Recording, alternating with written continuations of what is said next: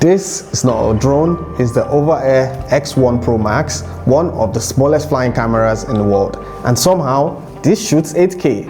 I just got mine 5 days ago and I can already fly it manually and use all the AI modes. Now, we know there are other follow drones, but let's see if this is worth the $700 price tag.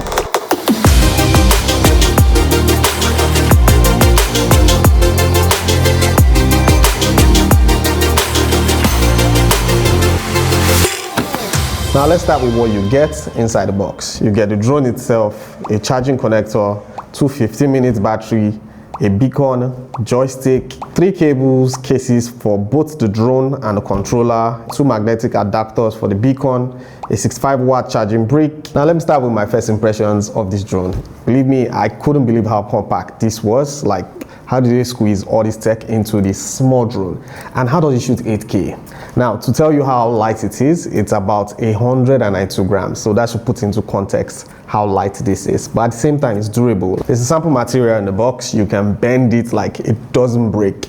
Now that tells you how durable it is and how they put a lot of thought into making sure that this drone doesn't break. So this review is going to be practical. We're going to focus mostly on the AI flying mode, flying with a controller, and flying with your phone. So let's kick it off with the battery. Now out of the box, you get 2 batteries to fly this drone, but sadly, each of the batteries can only fly 15 minutes.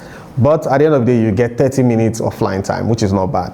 Now, let's talk about the main focus, shooting 8K quality. Now, the HOVERAir X Pro Max shoots 8K. I know when you hear 8K, you'll be like, is it real 8K or is all those little quality? It's actually real 8K and the quality is so good. Like, I didn't actually think we would get 8K from a drone. Normally the highest I've seen is from like a professional camera or a Samsung phone.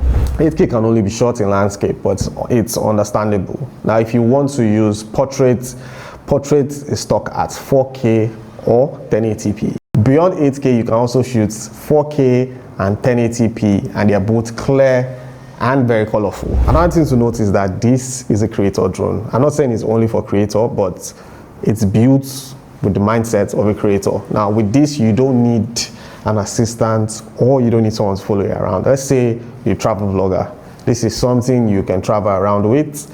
The various AI modes like follow, orbit, spin around, there are stuff you can use to make content, short content, colorful content, and you can even record sound. That was one part I was shocked about this, and it's very clear. They have an AI inbuilt noise cancellation features that takes away the propeller noise. Now let's talk about the self-flying modes on the HOVERAir X1 Pro Max. These are smart flying modes that let the drone fly itself while filming you. The first one is follow. This one follows you from the front or behind and records you at the same time. The second one is orbit. It circles around you while keeping you in frame. The third one is zooming out. This is my favorite one. It starts close and smoothly pulls out with a dramatic reveal. The fourth one is dolly. Dolly moves forward and back in a straight cinematic motion. The fifth one is bird's eye. You see this in most movies. It rises above you from a top-down shot. And the last one is hover. You can use this one indoors. It just stays in one place and records you in a steady shot. The mobile app is clean and very easy to use. From here, you can view the live feed, select and customize shooting modes, adjust key settings like distance, angle, and speed. Auto control helps you tailor each shot to your style, whether you're vlogging, running, cycling, or just capturing any cinematic moment. Next, let's talk about manual mode. Surprisingly, this is very simple, unlike other drones that you have to go to drone school. Now it's simple. One joystick controls up and down, the other one controls forward and backward movements. It's intuitive. Even for a beginner, it makes the transition from auto to manual film natural. So next, let's talk about storage on this. Now, surprisingly, this comes with 64 gig of storage, inbuilt storage. I've never seen that on any drone. The highest I've seen is 2 gig, and I'm not going to name the brand.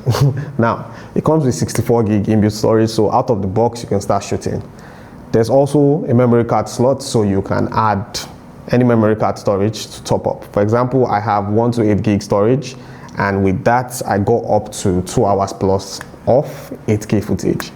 With just 64 gig I got about 30 minutes. Now one thing to note is that the flying range is just 1 kilometer. Now compared to competition, 1 kilometer is It's small, but it's not a deal breaker in the sense that this is a follow drone. So mostly you'll be using it for content creation, and at the same time 1 kilometer is really, really high. Like, it's higher than a 5-story building. Now, the only downside that I see to this drone is just 2 things. The first one is the flying range, as I said, 1 kilometer, but still not a deal breaker. The second one is the batteries.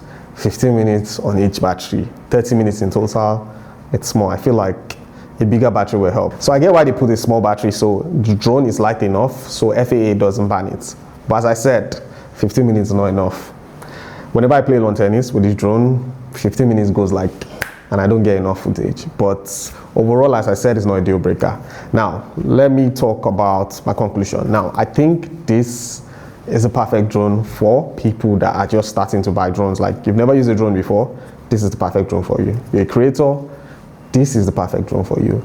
If you're someone that loves to travel solo, this is the perfect drone for you. Now, if you're looking for a drone that you fly as high as 3 kilometers, 8, 13 kilometers, this is not that drone. But funny enough, I can't see a use case for that, because as a creator, as someone that shoots buildings, as someone that climbs mountains and gets shots and everything, this can still do that. Anyways, you guys should let me know what you think about this drone, what you think about the price tag. Is it worth $700? And would you buy one?